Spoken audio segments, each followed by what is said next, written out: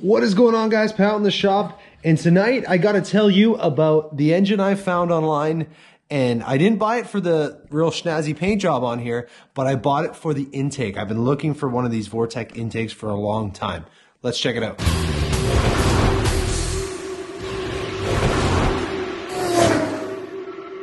Are you guys ready for this? Here we go.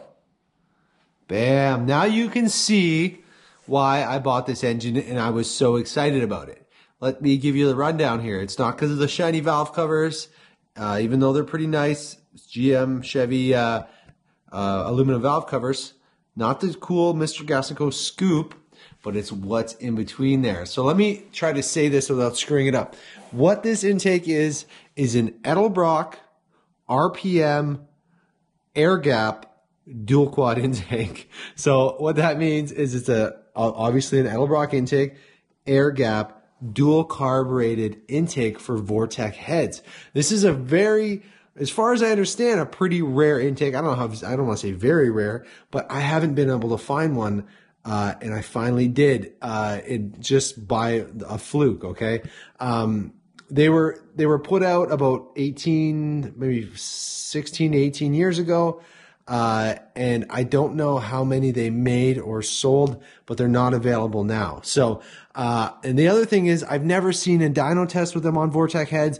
I don't know if they stopped making them because they don't work that well. I don't know. So I have one now and we're going to be testing it. So that's going to put me into what I wanted to talk to you guys about. I wanted to show you this intake and I wanted to tell you that we will be doing a Vortec intake shootout on the next dyno engine. The next engine we have on the dyno. I already talked to Luke at the dyno shop and let him know and told him what I found, and he's never seen one either, so it's going to be pretty exciting. I think he's got an intake that he wants to try, so we're going to be doing like a single plane intake, some dual plane intakes, and then obviously putting them up against this dual quad and seeing is this the intake that Edelbrock should start making again?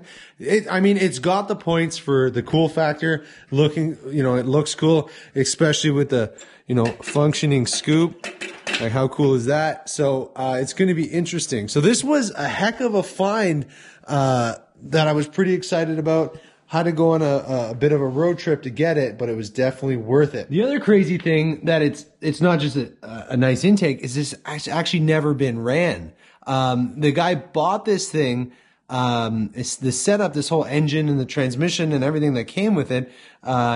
He bought it for a Willys Jeep project and he ended up going a different route.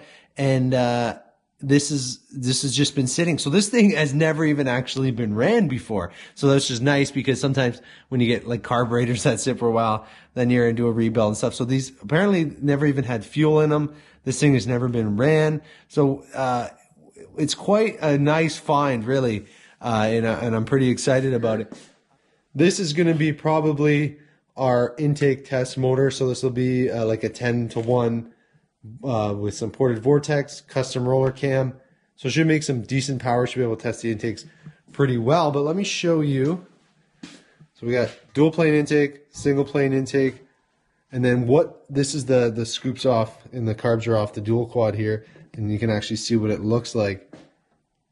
Let me know what you guys think. Is this going to be the winner? You can see a mouse nest was living in there a little bit. I had to vacuum that out, but pretty cool. So it's going to be interesting how well this works or how well it doesn't work. I don't know. I think it should be decent. These are a little higher rise. They're not super high. It's just over 5 inches. So it's not a super tall intake, but they claim 6,500 RPM operating range up to 6,500. So that is like a regular dual plane air gap intake. And then, like I said, it'd be fun to compare it to a single plane intake, which these sit about another inch taller than that. So it'll be interesting on that engine. There's the heads there for that engine all done up. So I'm just going to finish that one up and hopefully get it on the dyno. And then we can actually put these suckers to the test. All right, so do me a favor, guys, in the comments below, let me know what you want to see for an intake test. Like I said, I want to use this 10-to-1 Vortec motor. It should make pretty good north of 450 horse, I'm hoping. But let me know what kind of stuff you want to see in intake tests. Is there certain intakes you want to see? Obviously, nothing too crazy. Well, there's not going to be much more crazy than this as far as Vortec intakes, but let me know what you guys think we should do for intake test. I know this intake test has been done a bunch of times, but I don't know if I've ever seen a Vortec specific intake test. So I think it'll be kind of interesting, and I do have guys asking me about it on a regular basis. So let me know in the comments below. If you haven't subscribed to my channel, do me a huge favor and do that if you're interested in this kind of content. I appreciate you checking out my videos. See you on the next one.